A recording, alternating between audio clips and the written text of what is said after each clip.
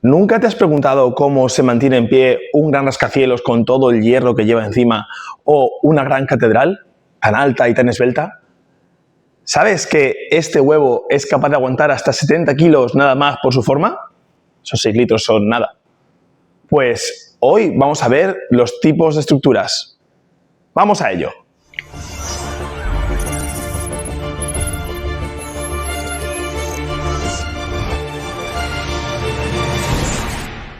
El primer paso sería definir una estructura. ¿Qué es una estructura?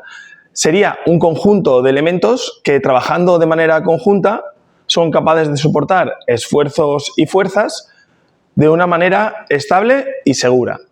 Otra cosa importante es que a veces pensamos que solo el hombre hace estructuras. Las estructuras existen antes de que nosotros fuéramos capaces de andar sobre 2 pies.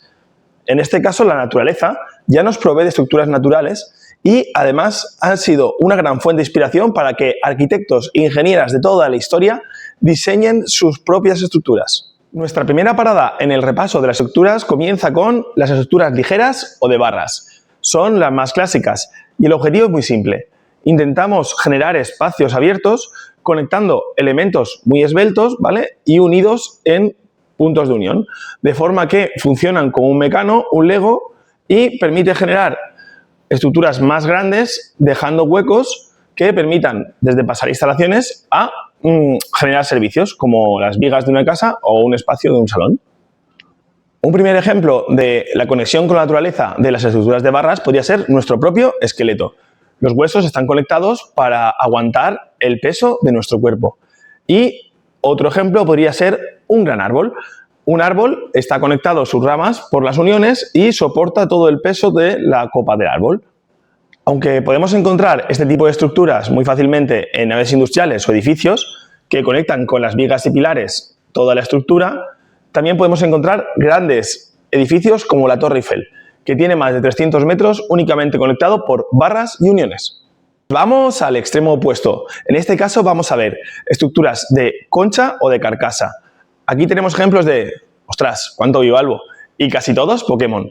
En este caso, sí, el ser humano, observando los bivalvos o los animalicos con concha, pues observó que hay una gran fuerza en la propia carcasa y con ello empezó a diseñar cosas como estas.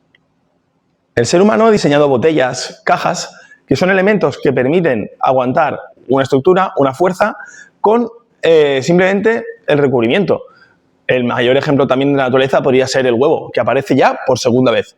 Cabe destacar que en nuestro día a día no solo lo podemos encontrar en objetos cotidianos como cajas y botellas, también es muy utilizado para realizar estatuas. Cuando queremos que tengan un gran volumen y normalmente se hacen con materiales como metales, pues se las aligera vaciándolas por dentro y dejando que el soporte de la estructura sea la propia carcasa.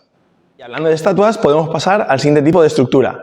Serían las estructuras en masa y también son muy utilizadas para hacer estatuas. En este caso, en vez de dejarlas huecas, lo que haríamos sería aprovechar la dureza de la piedra, su parte más compacta, y tallarla, permitiendo que su estructura aguante por su propio peso. También podemos encontrar este tipo de estructuras en huevo, márchate, llevan 2, fuera, fuera, fuera. Como podemos observar, los egipcios hace miles de años ya construían estructuras de este tipo, como sus pirámides. En este caso, imitaban directamente las montañas. Las montañas que tenían una forma muy grande en su base y muy pequeña en la parte superior. Porque era el propio peso de la montaña el que soportaba todo el cuerpo. La pirámide sigue sus mismos pasos. Y además, una de las muestras de que es una de las estructuras pues, más intuitiva, aparecieron pirámides también en otros lugares del mundo, como por ejemplo en Sudamérica. Seguimos viajando hacia la antigüedad y un nuevo tipo de estructura aparece en nuestro camino. Serían los arcos.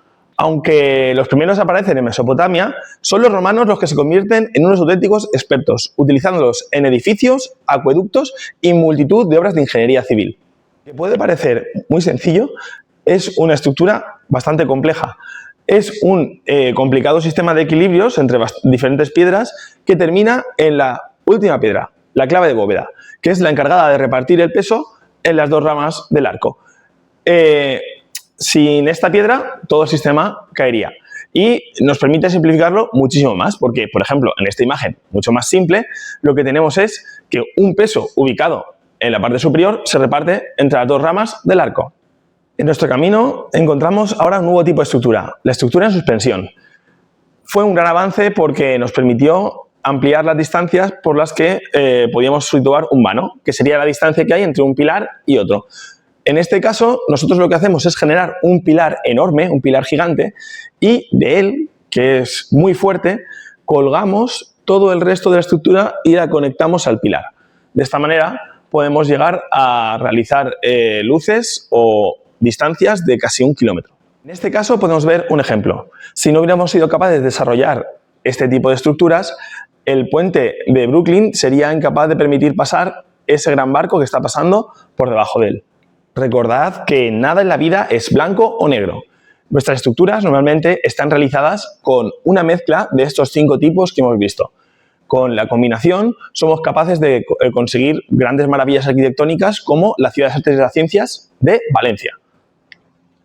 Si somos capaces de ver esta línea del tiempo, podemos observar que empezando por las pirámides, pasando por los arcos, estructuras de barras y por las estructuras en suspensión, poco a poco hemos sido capaces de aguantar más esfuerzos y más fuerzas en una mayor distancia, lo cual ha permitido realizar mejoras durante toda la humanidad en el ámbito de la ingeniería y de la construcción. ¿Has aprendido algo nuevo? Pues es momento de salir y tomar la calle. Yo te invito a que salgas a tu ciudad y descubras las tipologías de estructuras que tienes a tu alrededor. Yo ya lo he hecho. Yo he salido a dar una vuelta por ciudad, por Elche, y he podido observar un montón de tipos de estructuras. Por ejemplo, el Palacio de Altamira es una estructura masiva, es un castillo, por lo tanto sería una estructura en masa. Si tiramos para abajo, tendríamos a las estatuas del Ternari.